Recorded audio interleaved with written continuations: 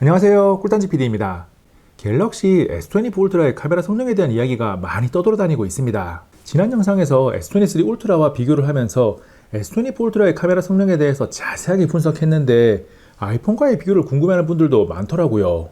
그래서 갤럭시 S24 울트라와 아이폰 15 프로맥스를 가지고 사진과 영상을 다양한 환경에서 열심히 찍었습니다. 비교를 하면서 보여드리는 결과물은 한정적이지만 정말 많은 사진과 영상을 보고 분석했습니다. 영상 중에 편의상 갤럭시 S24 울트라는 갤럭시, 아이폰 15 프로맥스는 아이폰으로 부르겠습니다. 가장 먼저 메인 광학렌즈로 촬영한 사진들을 보면서 얼마나 선명한가를 의미하는 선회도로 품질을 비교하겠습니다. 책장을 찍은 사진을 언뜻 보면 둘 다 좋은데? 라는 느낌을 받을 정도로 비슷해 보입니다. 스마트폰을 두고 촬영한 위치에서 정면인 가운데 부분을 확대하면 선회도가 우열을 가리기 힘들 정도로 비슷합니다. 그런데 책보다 조금 뒤쪽인 벽면이 갤럭시는 선명하게 처리되었는데 아이폰은 얕은 심도 표현으로 흐릿하게 처리되었습니다. 기본적으로 아이폰이 갤럭시보다 같은 환경에서 심도를 더 얕게 표현합니다. 심도가 얕다는 의미는 아웃포커싱이 더 심하게 적용된다는 뜻입니다. 계속해서 같은 사진에서 갤럭시와 아이폰의 카메라에서 정면보다 거리가 먼 상단을 확대해보면 갤럭시가 아이폰보다 더 선명합니다. 아이폰이 심도를 더 얕게 표현해서 작은 거리 차이에도 아웃포커싱이 나타나는 겁니다. 이런 현상은 사진의 아래쪽을 봐도 동일하게 나타납니다. 이번에는 아래쪽이 스마트폰 카메라와 가깝고 점점 멀어지는 공간의 사진입니다. 자동으로 사진 촬영 시에 아이폰은 가까운 곳에 초점을 맞추고 갤럭시는 중앙을 중심으로 심도를 깊게 초점을 맞춥니다. 그래서 아래쪽에 책과 장미가 있는 곳은 아이폰이 더 선명합니다. 하지만 조금 더 뒤에 있는 의자에 걸려있는 옷과 그 뒤에 책을 보면 갤럭시가 더 선명합니다. 비슷한 느낌의 사진을 한 장 더 보겠습니다. 카메라에서 가까운 오른쪽 아래 의자와 식탁을 보면 아이폰이 더 선명하고 벽면 쪽을 확대해서 보면 갤럭시가 더 선명합니다. 자동 촬영 시 초점을 잡는 방법과 심도 표현이 다르니까 이것을 나쁘게 이용하면 어느 한쪽 선명도가 떨어지는 지점들만 모아서 일방적으로 구리다고 평가하는 게 가능합니다. 다음은 앞에서 초점을 잡든 중앙에서 넓게 초점을 잡든 동일한 곳인 이정표에 초점이 맞은 사진입니다. 이정표를 확대해서 보면 선회도가 우열을 가릴 만한 차이가 보이지 않습니다. 이 사진에서도 이정표보다 조금 뒤쪽인 책장을 확대하면 아이폰은 약간의 심도 표현이 된 것을 알 수 있습니다. 그리고 더 뒤쪽인 포스터와 물컵이 있는 쪽을 보면 갤럭시도 약간의 아웃포커싱이 적용되었지만 아이폰은 상대적으로 조금 더 많이 흐릿합니다. 실외에서 심도 차이가 많이 나는 곳에서 찍은 사진도 보면 아래쪽 나무판은 아이폰이 더 선명하고 가운데 테이블과 계집이 있는 쪽을 보면 갤럭시가 더 선명합니다. 그리고 가장 먼 곳의 지붕을 보면 둘 다 흐릿한데 아이폰의 흐릿한 정도가 조금 더 심합니다.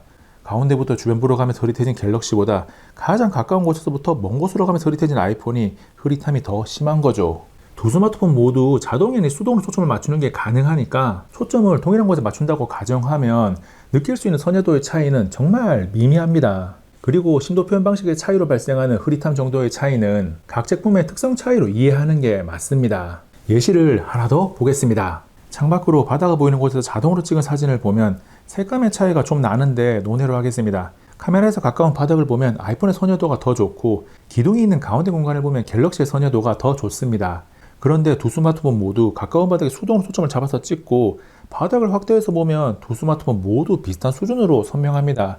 그리고 가운데 기둥 쪽을 보면 역시나 두 스마트폰 모두 흐릿하게 처리되었습니다. 확실한 이해를 위해서 반복적으로 아이폰과 갤럭시가 사진을 어떻게 다르게 찍는지를 자세하게 분석했습니다. 이쯤 되면 방식의 차이는 존재하지만 기본적인 품질의 차이는 사용자가 체감하기 힘든 정도로 미미하다는 것을 알 수 있습니다. 다음 분수로 넘어가기 전에 흥미로운 사진을 하나 보겠습니다. 종종 가는 카페의 외관 사진인데 그냥 보면 두 스마트폰 모두 훌륭합니다. 자연스럽게 가운데를 확대해서 보면 갤럭시가 조금 더 선명합니다. 그래서 아이폰은 어디에 초점이 맞았을까라는 의문을 가지고 찾아보니까 확대했던 벽면보다 조금 더 앞에 있는 오른쪽에 나비 모양 의자에 초점이 맞았더라고요. 다음은 빛이 들어오는 창가에서의 사진 촬영입니다. 두 개의 유리창이 있는 곳에서 사진을 찍으니까 창 바깥쪽과 내부 모두 갤럭시보다 아이폰이 어둡거나 색이 연하게 표현됩니다. 이어서 완전히 큰 통창을 마주하고 찍은 사진을 보면 역시나 비슷한 느낌으로 갤럭시가 창밖과 내부 모두 더 밝게 표현하고 하늘의 색이 눈에 보이는 모습에 가깝습니다. 다만 더 밝게 표현하다 보니까 내부에 있는 등의 색깔이 실제와 다르게 노란색으로 표현되고 말았습니다. 이번에는 사진에서 창이 차지하는 면적이 크지 않은 환경인데 창밖의 하늘 표현은 비슷한데 내부는 갤럭시가 조금 더 밝게 표현합니다. 초점 위치에 따라서 극단적으로 다르게 찍힌 사진도 보겠습니다. 지금 이 사진은 빛이 들어오는 창문에 수동으로 초점을 잡았을 때 결과이고 창가 위에 있는 다트판의 초점을 수동으로 잡고 찍으면 다른 결과가 나옵니다. 창으로 빛이 일정 수준 이상 들어오는 환경에서의 촬영은 100%는 아닐지라도 갤럭시가 아이폰보다는 내부를 조금 더 밝게 표현하고 하늘의 색도 우리 눈에 보이는 색깔에 조금 더 가깝게 표현합니다. 다음 비교할 포인트는 배경을 알려주는 인물사진 모드입니다. 2배, 3배, 5배로 적용해서 인물사진 모드를 촬영했습니다. 갑자기 제 얼굴이 크게 나오더라도 놀라지 마시기 바랍니다. 비교 분석을 하기 전에 촬영된 사진 여러 장을 쭉 보겠습니다. 선택하는 배열이나 촬영 환경에 따라서 때로는 아이폰이, 때로는 갤럭시가 좋아 보일 수 있습니다. 아이폰과 갤럭시 둘 중 어떤 인물사진이 더 마음에 드시나요? 갤럭시와 아이폰은 인물사진 모드에서 배경을 처리하는 정도가 다릅니다. 배경 흐림을 최대로 설정했을 때 날아가는 배경의 흐릿함이 다른 거죠. 같은 장소에서 촬영한 사진에서 갤럭시와 아이폰 모두 배경 흐림을 최대로 설정하면 갤럭시보다 아이폰이 확실하게 더 많이 날아갑니다. 이런 차이는 5배 줌으로 촬영 시에 더 벌어집니다. 갤럭시는 사용자가 화각을 바꾸더라도 취향에 맞게 설정해둔 배경 흐림 정도가 균일하게 적용이 되고 아이폰은 5배 줌에서 다른 화각과 동일한 배경 흐림 수준을 맞추려면 따로 설정을 해야 합니다.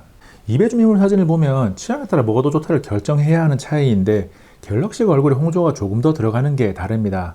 3배 줌 인물 사진은 아이폰이 조금 더 밝게 찍히고 얼굴을 자세히 보면 물리적인 렌즈가 있는 갤럭시의 선여도가 더 좋습니다. 사진을 한 장 더 보면 아이폰이 더 밝은 특징이나 갤럭시가 선여도가 더 좋은 특징이 그대로 나타납니다. 5배 줌 인물 사진은 아이폰이 조금 더 밝게 찍힙니다. 무조건 사진 전체를 밝게 만드는 것이 아니라 사람 위주로 더 밝게 찍혀서 약간 더 돋보이는 효과가 생깁니다. 이 사진이 조금 극단적으로 비교되게 찍혔는데 사람 이외의 배경은 갤럭시가 조금 더 밝지만 인물은 아이폰이 더 밝아서 인물 사진을 찍는 목적에는 아이폰이 조금 더 어울립니다. 인물 사진 모드를 촬영하다 보면 인물의 가장자리와 배경 사이가 조금은 어색하게 처리되기도 하는데 그 빈도수가 갤럭시가 조금 더 높습니다. 인물사진 5배 줌으로 찍은 사진에서 갤럭시가 손을 얼굴에 갖다 대면서 만들어진 구멍 안이 배경 그림 처리가 안 되었습니다. 1배 줌 인물사진 모드로 찍은 사진에서도 손으로 만든 작은 구멍을 확대해보면 갤럭시는 배경 그림 처리가 안 되었습니다. 물론 다른 사진을 보면 항상 그런 것은 아닙니다. 인물사진 모드에 이어서 다양한 화각인 초광각과 망원으로 촬영한 사진들에 대한 이야기입니다. 초광각은 렌즈 밝기가 f2.2로 동일한데 갤럭시가 아이폰보다 조금 더 밝게 찍힙니다.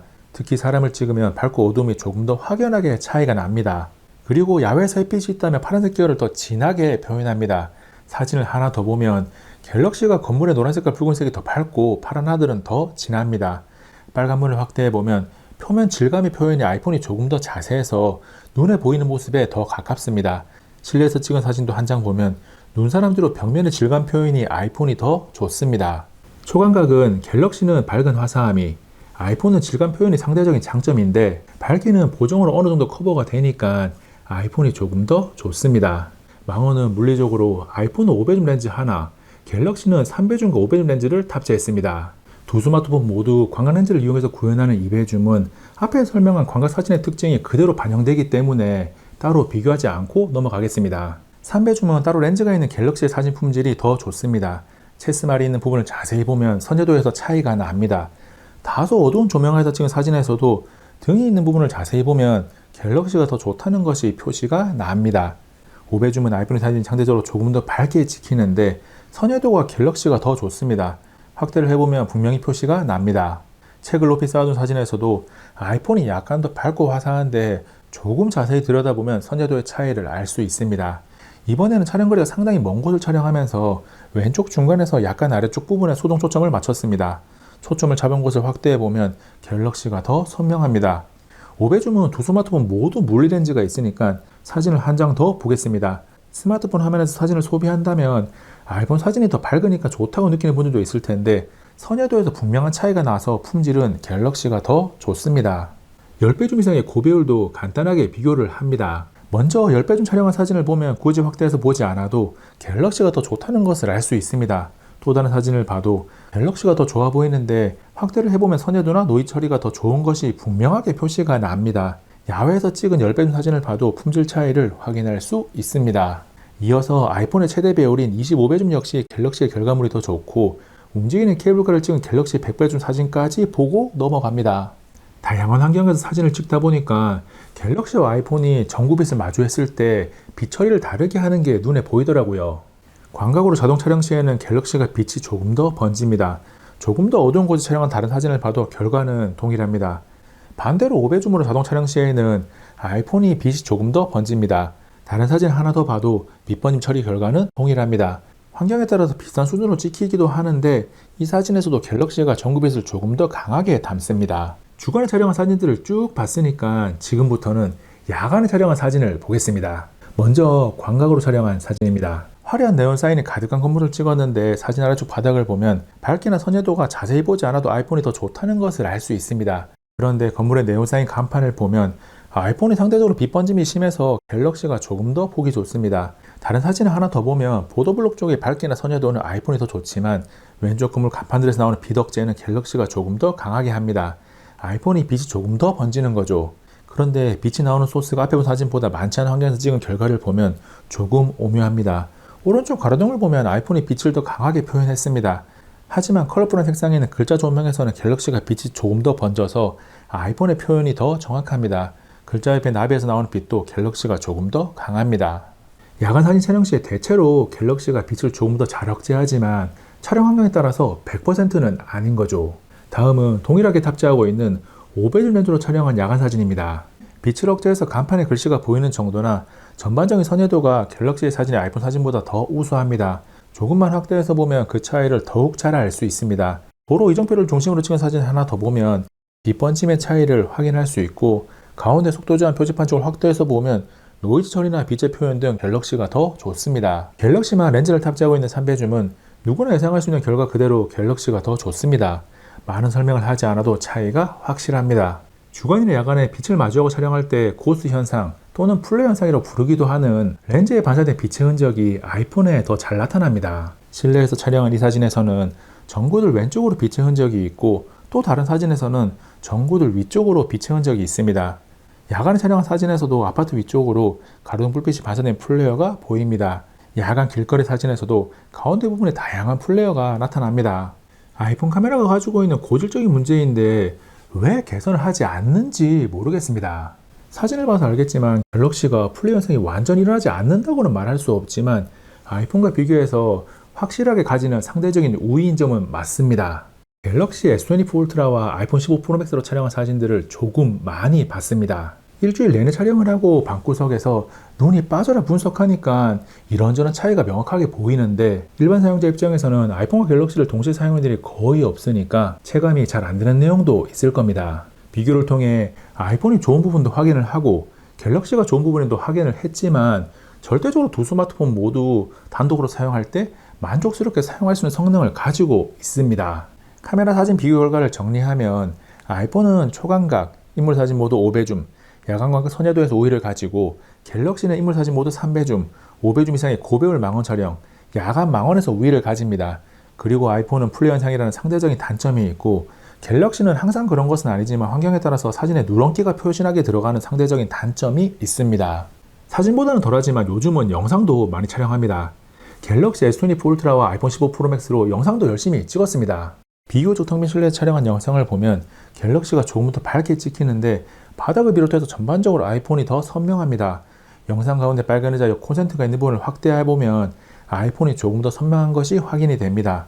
그리고 영상 아래쪽 바닥에 수동으로 초점을 잡아보면 갤럭시의 바닥 선명도가 조금 더 올라가지만 그래도 아이폰이 약간 더 선명합니다. 대신 이때 콘센트가 있는 쪽을 다시 보면 둘 다 앞에 초점을 잡았으니까 비슷한 수준으로 흐리게 처리가 됩니다.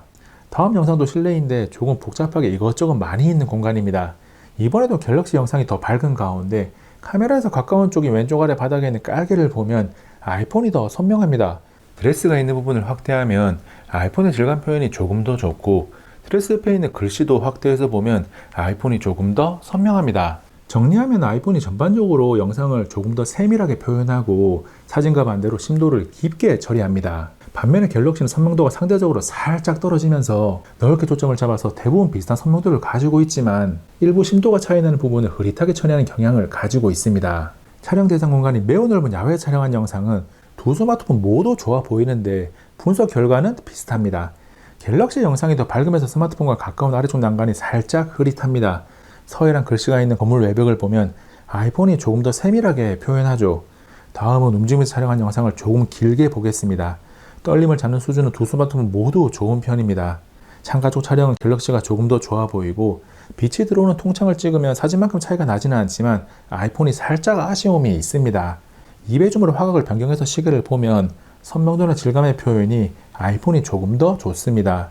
다음은 3배줌 영상입니다. 실내에서 촬영한 모습에서 선명도나 노이즈 처리 등 전반적인 품질의 갤럭시가 더 좋습니다. 야외 촬영한 영상을 봐도 물레렌즈를 탑재한 갤럭시가 더 좋습니다. 5배줌 영상은 그냥 보면 오해를 가리기 힘든 정도로 비슷해 보이는데 확대를 해보면 선명도나 노이즈 처리 등 품질 면에서 갤럭시가 조금 더 좋습니다. 10배줌 역시 갤럭시 영상이 조금 더 선명하고 지글지글거리는 노이즈가 상대적으로 적은 편입니다. 아이폰의 최대 화각인 15배줌은 두 스마트폰 모두 노이즈가 다소 보이는데 아이폰이 조금 더 지글지글거려서 조금이나마 갤럭시가 좋습니다. 이어서 갤럭시의 최대 화각인 20배줌은 비교 대상이 없으니까 이 정도구나 정도로 보고 넘어갑니다. 주간 영상에 이어서 야간 영상입니다. 메인 광각으로 촬영한 야간 영상을 보면 영상의 선명도나 노이즈 처리 밝기 등 전반적으로 아이폰의 영상이 더 좋다고 느꼈다면 정확히 보신 겁니다. 다만 제가 움직이고 있는 뒤쪽을 보면 아이폰은 플레어 현상이 더 심하게 나타납니다. 플레어 현상은 꼭 야간이 아니더라도 빛을 마주하고 촬영하는 환경에서 종종 나타나는 아이폰의 상대적인 단점입니다. 네온사인 가만히 질비한 건물이 나오는 영상을 이어서 보면 영상이 밝고 도로가 더 선명한 것은 아이폰인데 네온사인 가만의 빛을 억제해서 글씨가 더 잘 보이는 것은 갤럭시입니다.